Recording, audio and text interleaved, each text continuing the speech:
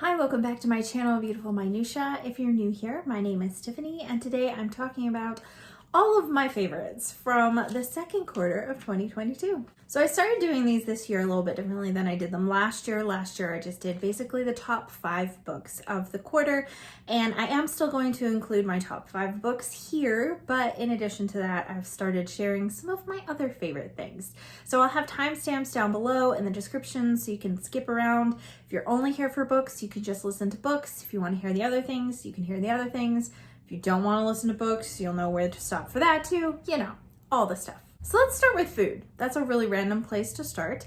But if you have been with my channel for a little while, at least a few months, you would know that my family is very just in love with Korean everything right now. It started thanks to enjoying BTS's music, I think in like November of last year. And then I started watching K-dramas in addition to that, and my daughter and I are just enjoying everything Korean and kind of got my husband on that train a little bit as well. And so we actually did a study on Korea for the last couple months of school. So we were learning some of the alphabet, we were learning about cultural things, we tried some food. I actually have a video where we got a Korean snack box and tried it in our reaction, and that was super fun. But I've also been making Korean food at home, which has been really fun. I found a few couple of websites that seem like they have really great recipes that are fairly easy to follow. My husband's all-time favorite is Dr. Tang. I think I'm pronouncing that correctly, but maybe I'm not. I'll have the recipe linked down below, but basically it's like a spicy chicken stew. You cut up a whole chicken and it has potatoes and carrots and onions in it and simmer it, and it is just amazing. It's so good. It is supposed to be spicier than we make it because it has gochujang in it, which is like a spicy chili paste. And I use like about half of that amount or a little bit more than half of what the recipe calls for, because otherwise it's just too spicy for us. And then the other recipe that we're really enjoying, and I've made probably like at least 4 times, but that's chicken bulgogi. And I had made bulgogi before I was even super interested in Korean stuff. I had made beef bulgogi, and so I've started making chicken bulgogi. It's super good and really easy and comes together very quickly. The recipe that I use, it's like a short marinade process, and then you actually broil the chicken thighs in the oven. You put like a baking cooling rack on a baking sheet and cook them on that, and then like turn them over halfway through, and it's so good. It's really good. It's one of our favorites. I'm gonna move into entertainment now. I guess I'm gonna start with music because music is continuing on the Korean train.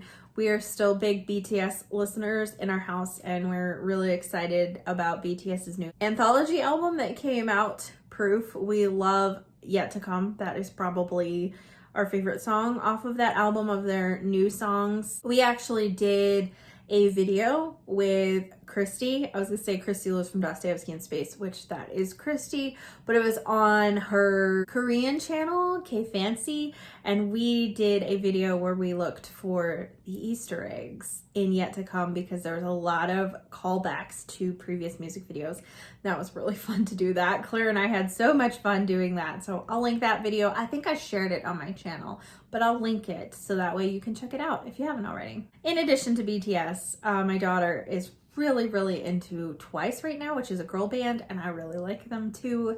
They're just like really cute and wholesome, honestly, which BTS is the same. I do feel like Twice's music is a little bit more on the romantic side, but it's very like cutesy love songs, which I like and feels very like totally age appropriate for my daughter to listen to. And I don't feel that way with a lot of American love songs because a lot of them are very explicit. And so, well, I guess it depends on the genre, but there's many of them that are popular that I just feel very inappropriate for a young kid. And I don't feel that way about Twice. They're just very cute. Claire has a lot of favorites of theirs.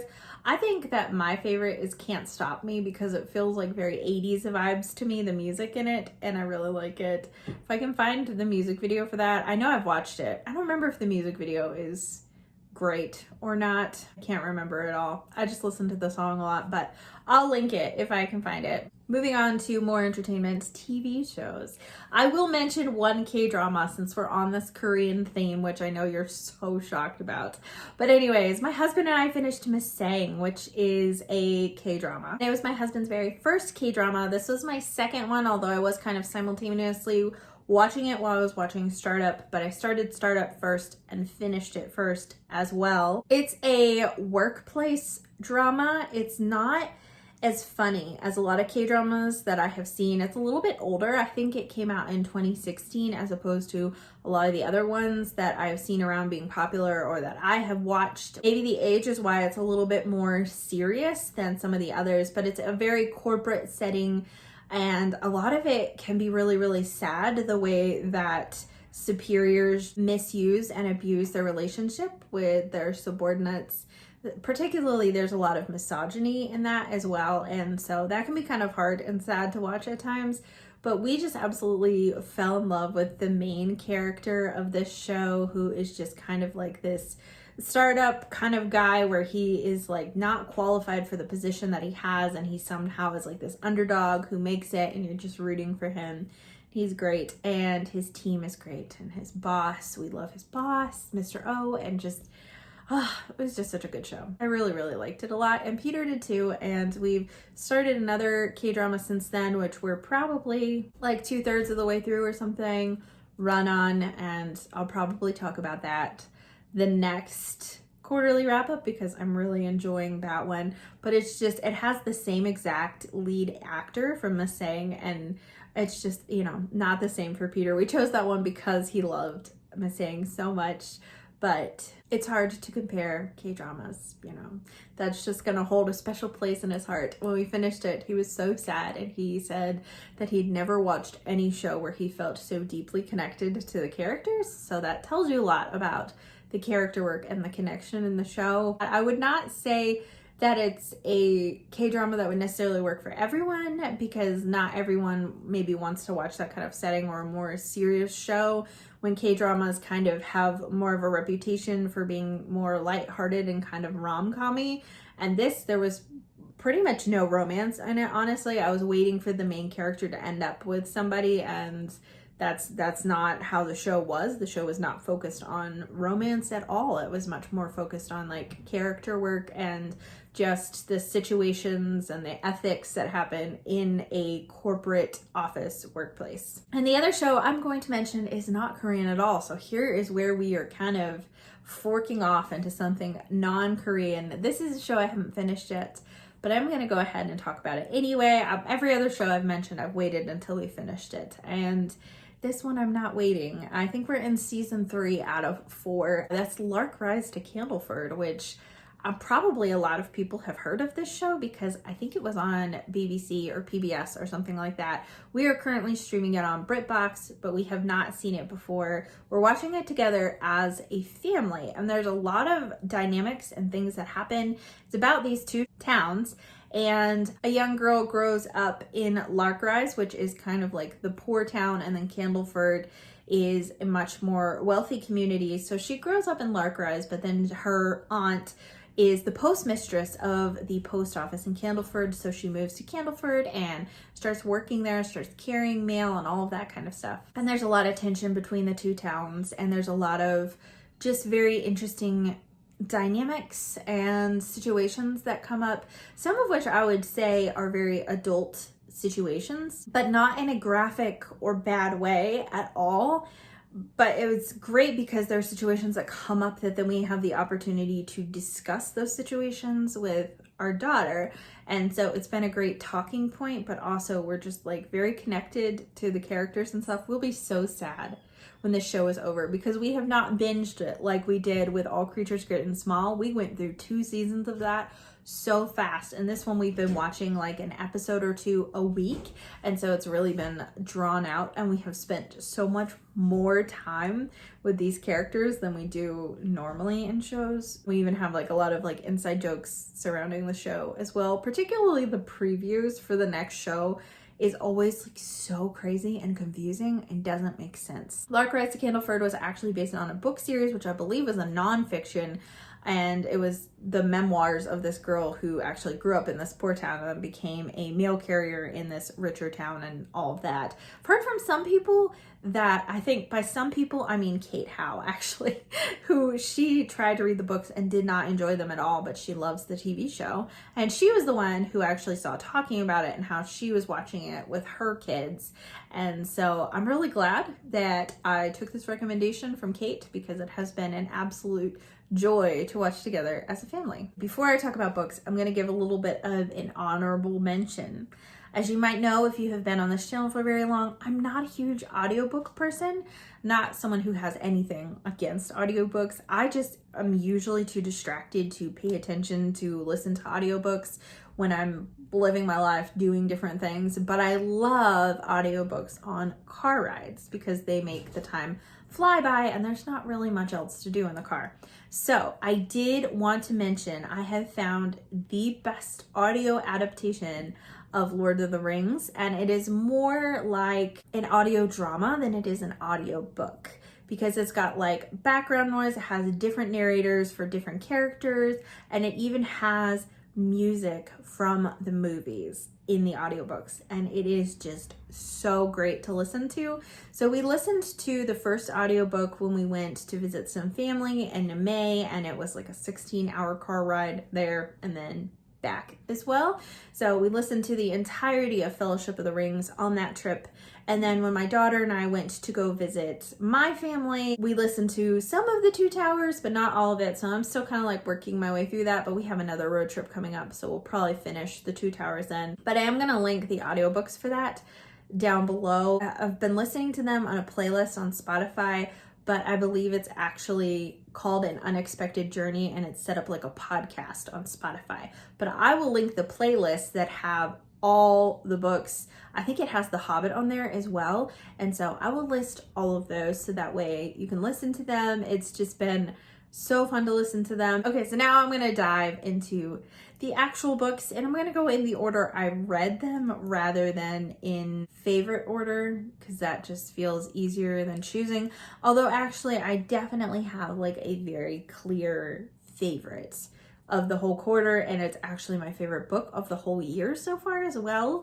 So if you've watched my mid-year freakout tag, you might already know what it is. So the first book that's on this list was a middle grade. I read this in April, and that is The Last Quintista. I don't remember the author's name, but I should have the book here, so you should be able to see it. This is a middle grade sci-fi, and it follows a young girl. Basically, there's a comet that is about to hit Earth, and Earth's going to be destroyed. So what they've decided to do is they've decided to take Earth's best and brightest, and they are getting on these ships to go to another planet in hopes of being able to continue the human race elsewhere. So this young girl's parents, I think one is a geologist and one is a botanist. So their whole family gets to go, but it's going to take them about 300 years to reach this other planet from Earth. And so they're put into hypersleep, and there are these people who are caring for them while they're in hypersleep. And then once Petra wakes up, she kind of realizes that things are not exactly the way that they were supposed to be, and things kind of go from there. I am not super big into sci-fi. I haven't read a ton of sci-fi. So I have talked to some people that didn't really like this book because they felt like the sci-fi elements weren't as well developed as they could have been. For someone like me, who's a sci-fi newbie, definitely did not bother me one bit. But what I really loved about this story was its heart and its message about how much stories matter and how much history in the past matters, and that if we silence stories and if we dislike the past so much that we don't want to talk about history, we lose that. We lose the knowledge that we've gained from that. We lose the perspectives that we need from different stories, from different sources. And I just thought that it was really well done and that the message was communicated really well. And I absolutely loved this book. I think I finished it within like 1 or 2 days. It was like one of those books that I just did not want to put down. I think the next book that I finished on here was actually a reread, and that's Our Mutual Friend by Charles Dickens. I just love this book. This was actually my third time reading this. I read it once as a teenager, once in my 20s, and now I have read it again in my early 30s. So I guess I'm gonna read it again in about 10 years. This is probably one of my favorite Dickens, and so rereading it was a joy. I remember seeing the PBS Masterpiece Theater production of this as a child, and I actually watched that before I ever read the books. I love the storyline. There's so many different plots and it's woven together so well, and I love the characterization.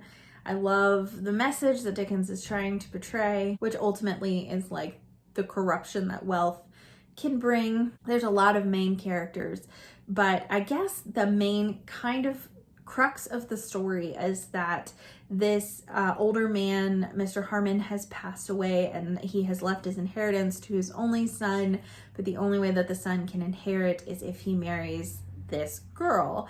And as it turns out, the son's body is found, and so now they're trying to figure out what is going on with this inheritance and all of that kind of stuff. It is just an excellent book. Highly recommend it. The next book that I finished on this list was one that I actually began in February and was just not able to finish it in February. It's the only book that I chose for Feb Regency, and that's The Mysteries of Udolpho by Anne Radcliffe.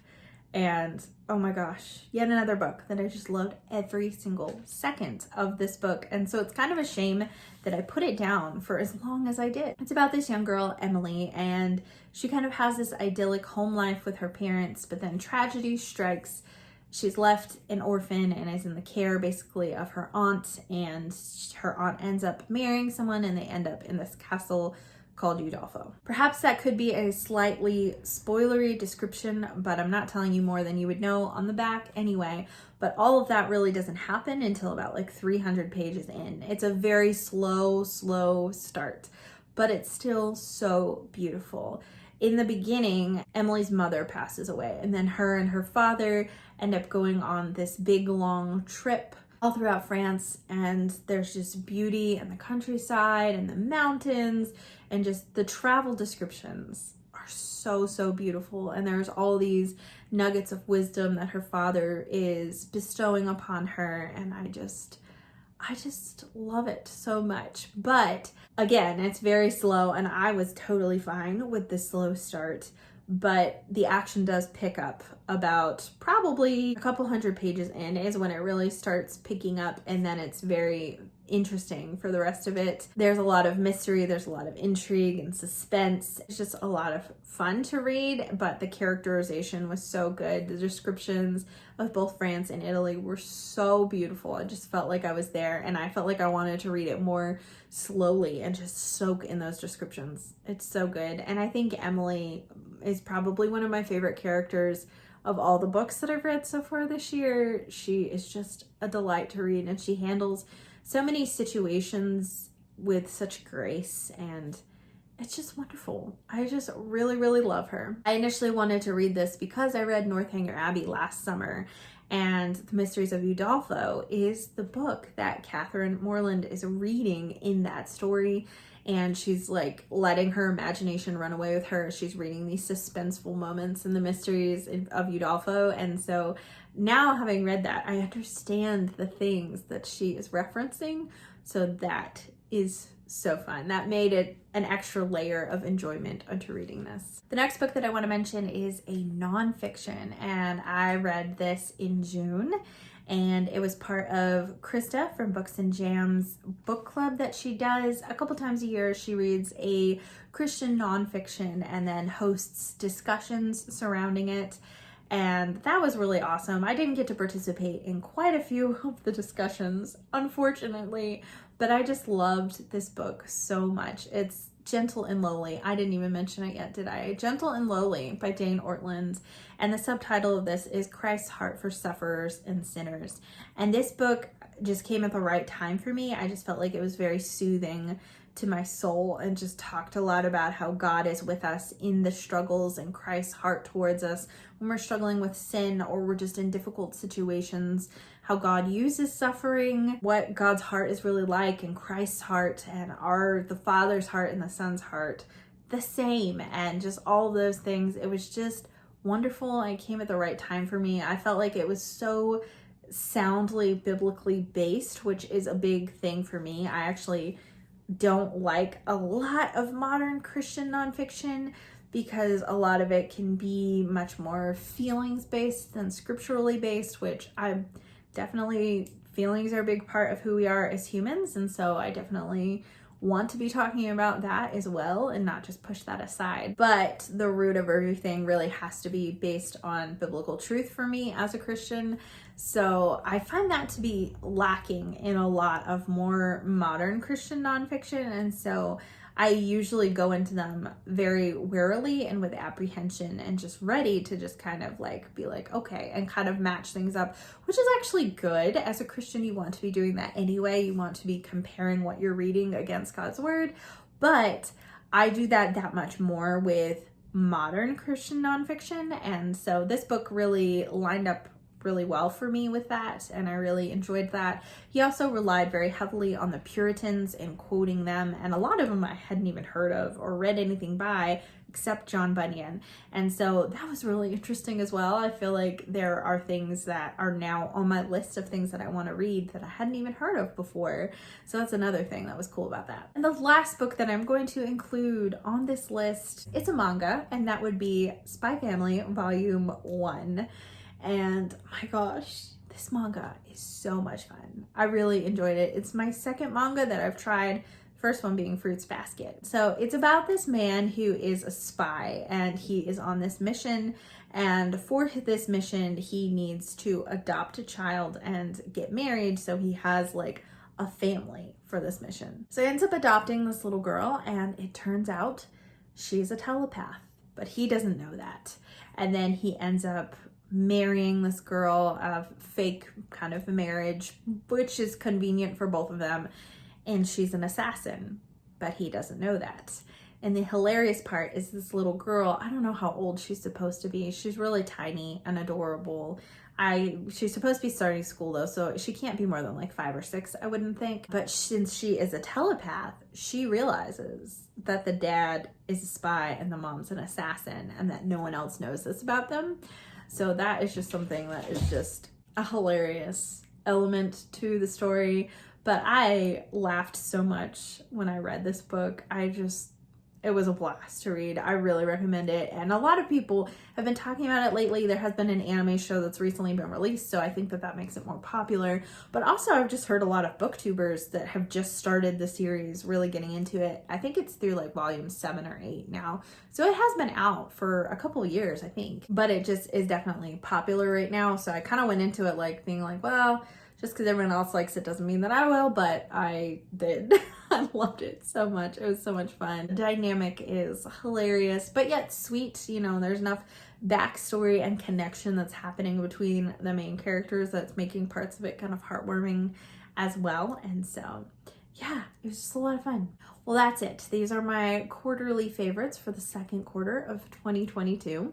I'd love to hear from you in the comments down below. What have you been reading or watching or eating or listening to that has just been making you super happy, that you've really been enjoying? I would love to hear from you and what you have been loving lately. Thank you so much for watching. If you like this video, please hit like and also subscribe so you can continue to see more bookish content from me. And I will see you again next time.